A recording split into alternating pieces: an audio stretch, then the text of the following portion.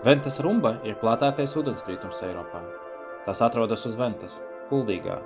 Rumbas platums ir atkarīgs no ūdens daudzuma. Vidēji tas ir 100–110 metru. Palu laikā sasniedz pat 270 metrus. Augstums 1,6–2,2 metri. Pārgāzi veido Likloču līniju.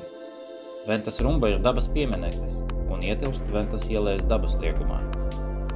Te jāpiemin Kurzemes hercoga Jēkaba Ketlera izgudrotā zivju ķerāma iekārta, kas bija nostiprināta uz ūdenskrituma klinšula kābles.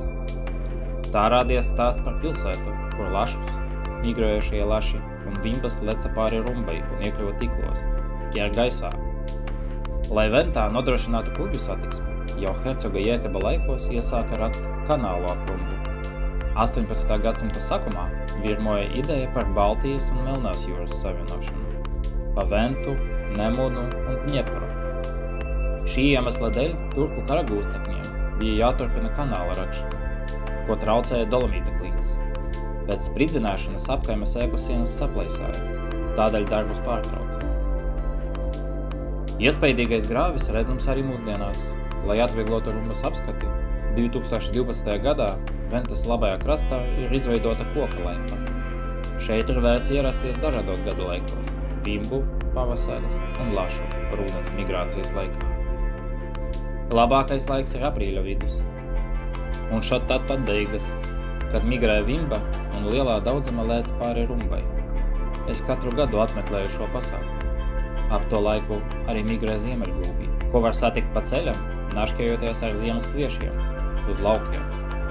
Šogad pārāk silta ziema, un ziemeļgulbi jau klāt pie rumbas veseli 5. Arī pelēkais gārnis. Vēl pirms 20 gadiem šie gārņi bija lielā parākumā, bet tagad paliek siltāk. Baltie gārņi ar vien vairāk migrē uz Latvijas pusi un izkonkurē pelēkos vēl tālāk uz ziemeļiem. Ventas rumbas rašanās nostāsts. Laikā, kad tika būvēta Kuldīgas bruņinieku pils, Ventā rumbas nebija. Materiāls pils un mūra būvniecībai tika iegūts no upes gultnes, jo tā bija vienkāršāka. Kā iegūt dolomītu līdz brīdim, kad izveidojās rumba. Vietā, kur ir rumba, strauji mainās upes gultne. Dziļums mainās no 50 cm līdz 2 metriem.